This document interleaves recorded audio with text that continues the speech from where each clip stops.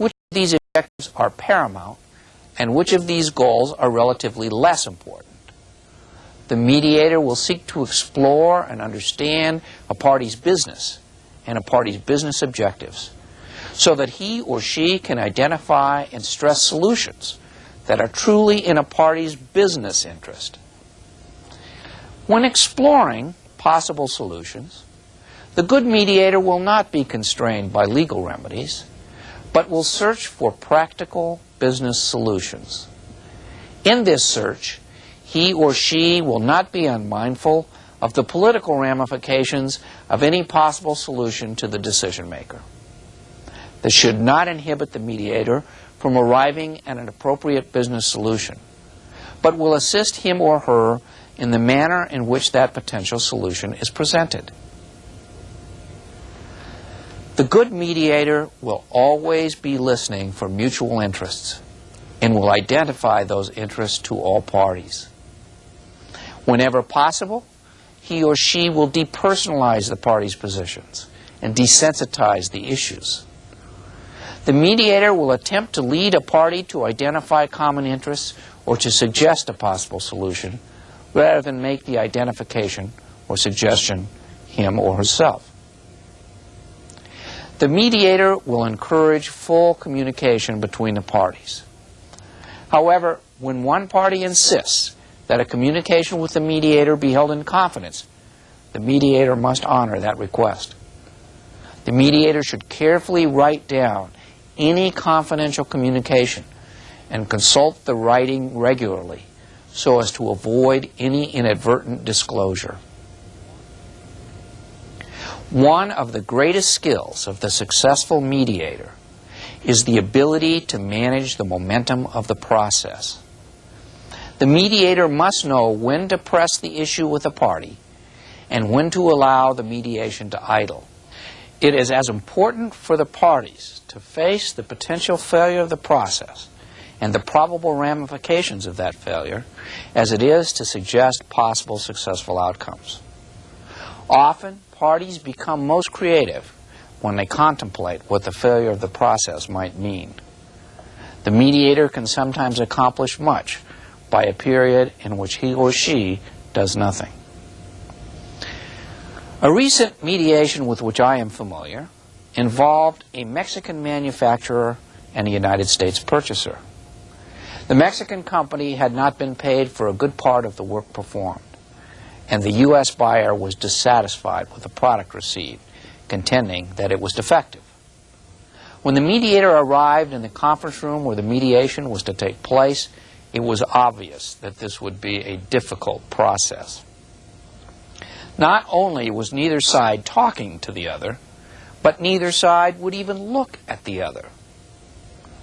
The mediator, who was from California, immediately approached the Mexican representatives and addressed them in Spanish, thanking them for coming and indicating that their presence conveyed both dignity and honor to their company. He then suggested that before both parties sat down together with the mediator, that he meet separately with each side, beginning with the Mexican representatives.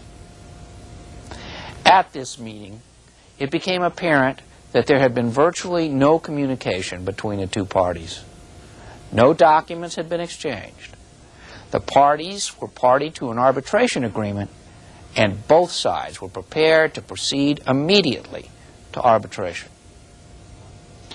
The mediator then brought both sides together and explained the arbitration process. He explained that in arbitration, both sides would be required to submit legal briefs outlining their positions. He explained that both sides would be required to provide the other side with the documents that each side believed supported its case. Hearings would follow over a period of days or weeks. The whole process would be quite expensive. The mediator explained that since the parties had already agreed on arbitration, they could always elect to submit their claims to that procedure. But before doing that, why not exchange the documents they would be required to exchange in any event, and give the other side a written statement of their positions? Once that had been done, the parties should agree to reconvene the mediation. The mediator concluded by saying that if he had not heard from the parties by a certain date, he would call them to set up a time to reconvene.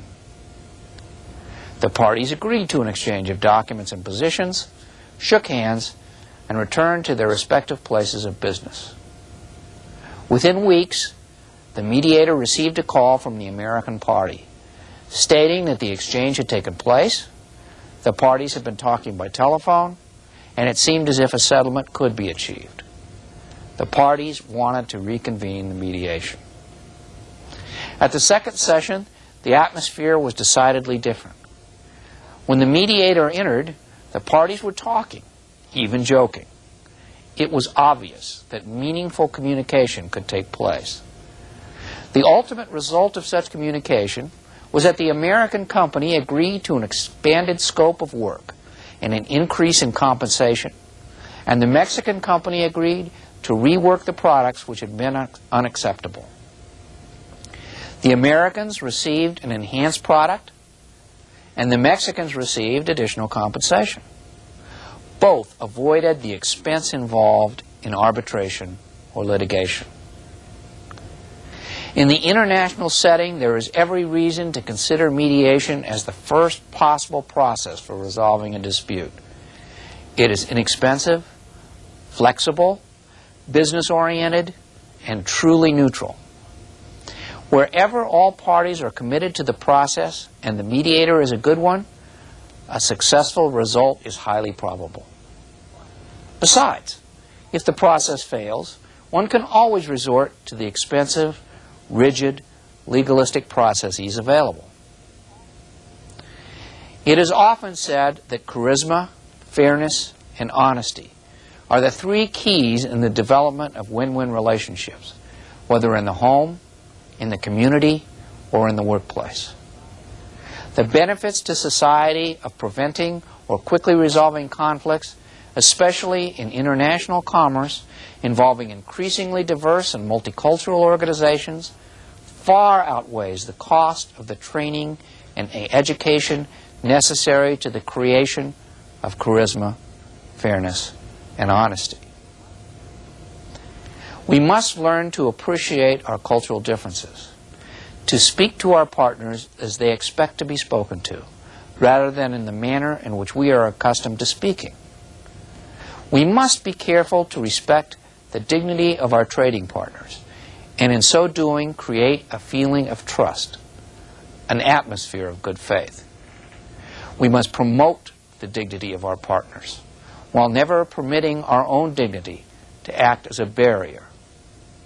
If we can do this, then even when good faith differences arise, we can resolve them through non-confrontational processes, such as mediation and conciliation. Thank you, Mr. Donahey. Let us continue with the second question and answer session. Our first question is by fax. It is from Sanyo in the city of Tijuana in the state of Baja California, Mexico. The question is, in an international negotiation where language is a barrier, what do you recommend? A translation device or an interpreter at the negotiation table? Mr. Donahey? In my experience, Richard, translation device is really useful only when translating a written document into multiple languages. During oral negotiations, a translator is indispensable, and preferably someone who has the ability to do a simultaneous translation so that delays are avoided. I just don't think there's any substitute developed in software or machinery that can act in the same way as a human translator can. Our next question is from La Universidad Central de Venezuela, in the city of Caracas, in Venezuela.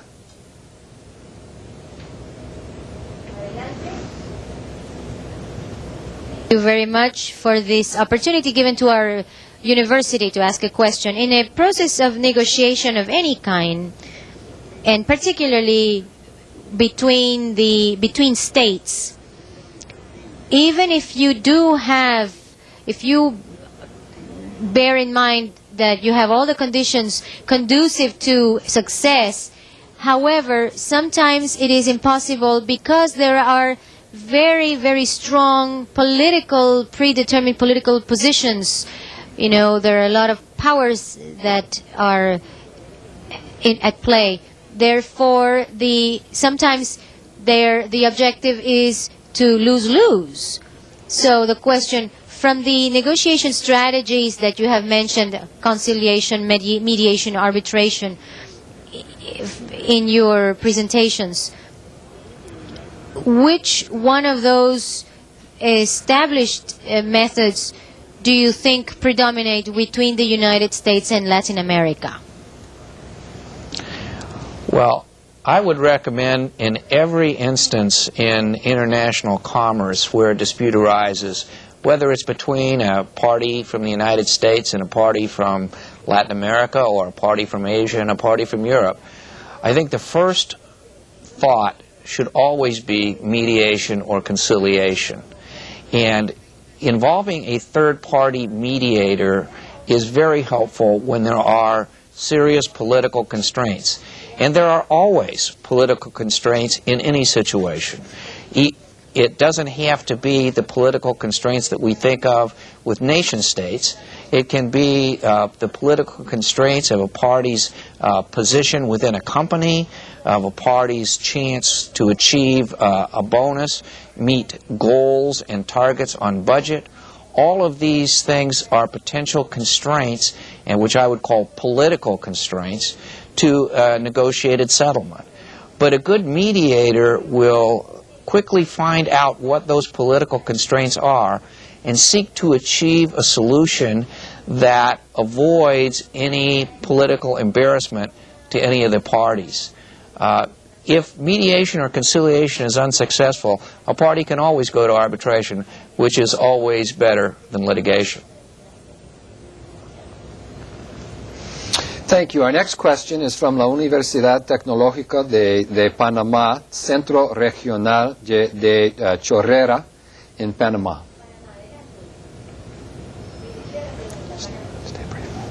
Stay brief. Buenos días. Greetings from the city of Chorrera in Panama.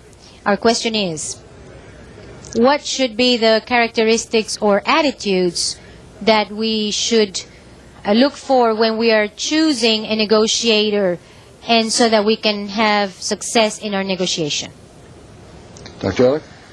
I think that one thing you have to look for is a person that has a comfort level with other cultures and other languages. You have to look at the person that's doing the negotiation and determine whether they have a personality that makes them able to go into foreign situations and feel comfortable within those situations. I think in order to do that, companies must identify those type of people and keep those within some type of human resource information system, so that when different negotiations come up within the company, they can send people that at least can get comfortable in the situation, even if they're not completely familiar with the culture they're entering. Thank you. Our next question is from El Instituto Tecnológico de Acapulco, in the city of Acapulco, the state of Guerrero, Mexico.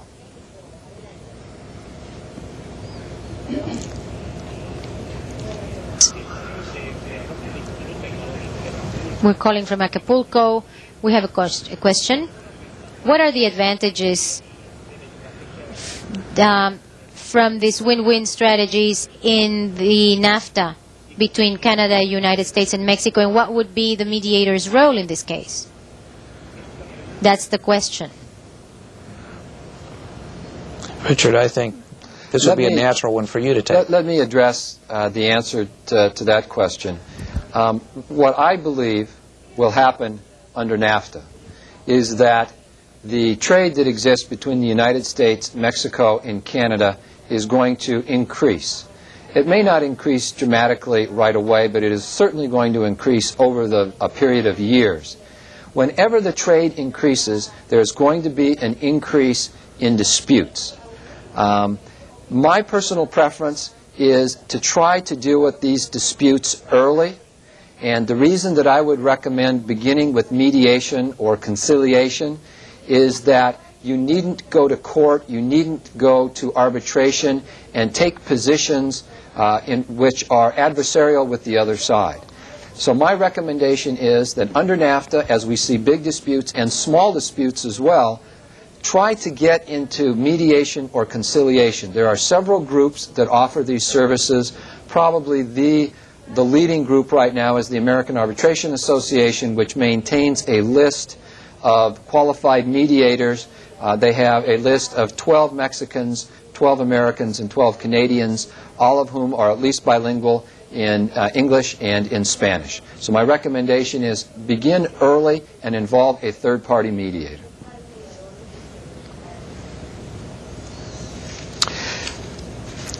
Our next question is from La Universidad Espíritu Santo in the city of Guayaquil, Ecuador.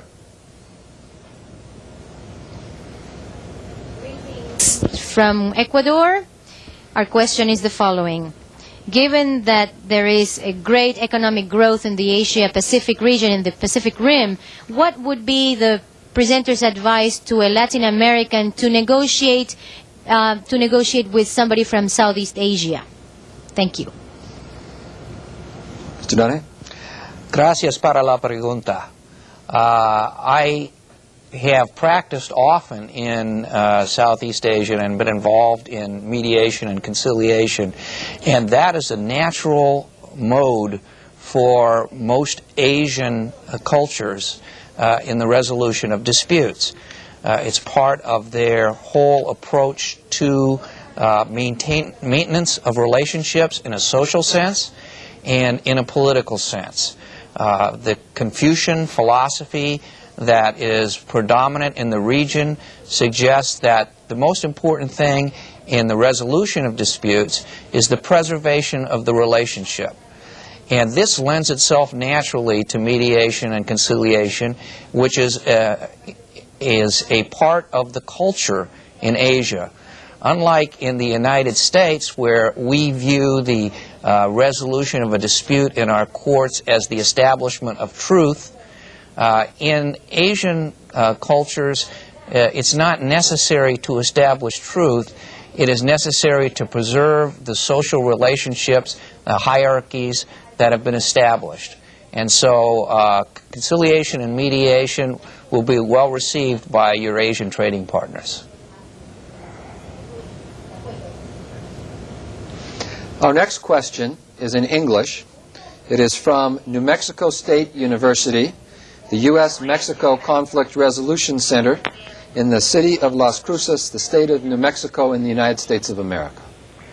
Good morning, gentlemen. Under NAFTA, just how widespread is the use of arbitration and mediation among U.S. and Mexican companies? Thank you.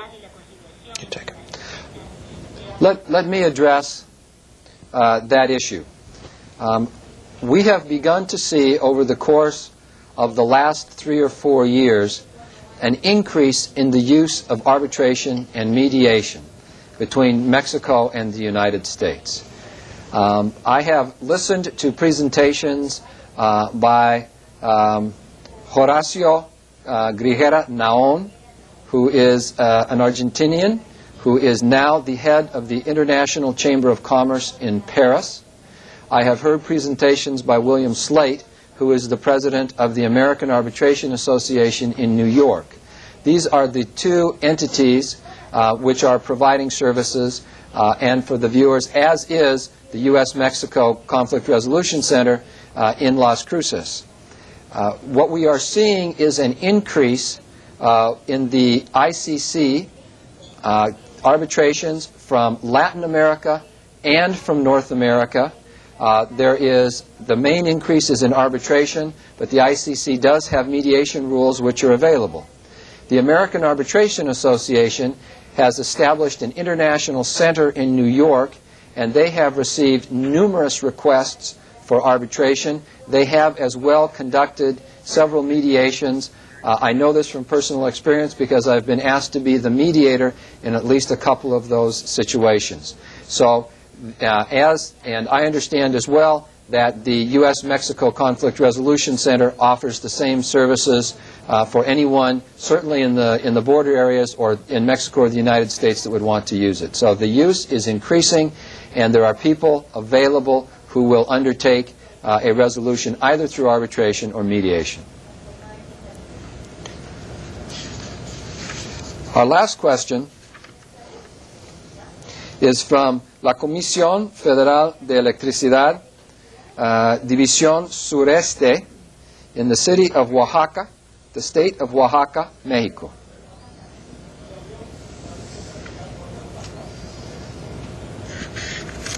I'm calling you from Oaxaca, Mexico. We have a question.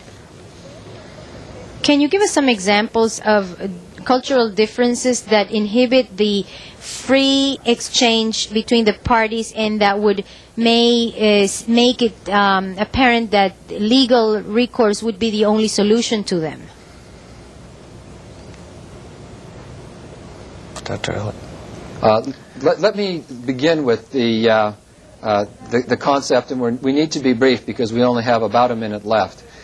It's very important either in the negotiation stage or during the existence of a relationship when a dispute arises to let people know when you're headed for a legal problem. A legal problem is something that should be avoided, and what you will likely find is that Americans have a tendency to go to court much more quickly than their Latin American colleagues. For those of you in Latin America, when you hear an American talk about seeing you in court or going to court, it shouldn't be taken as a threat which is totally destructive of the relationship.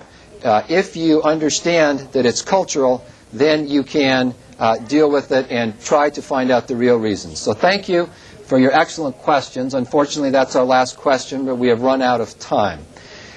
Thank you, Dr. Ehrlich. Thank you, Mr. Donahey. We hope that you have enjoyed participating in this video conference. We will continue transmitting programs on the latest in negotiation and dispute resolution and global competitiveness. We invite you to participate on October 16th in the next program of our series entitled Implementation of ISO 14000, the Emerging Standards for Global Environmental Quality. For additional information on the International Training Center's programs for this year, please consult your participants' manual where you will find the dates and specific topics for these. Also, if you are interested in participating in training programs which will be offered by the International Training Center, please contact the Center by letter, phone, fax, or email. On behalf of all of us who have collaborated with the International Training Center, I thank you for your participation and interest in today's program. Thank you, and see you soon.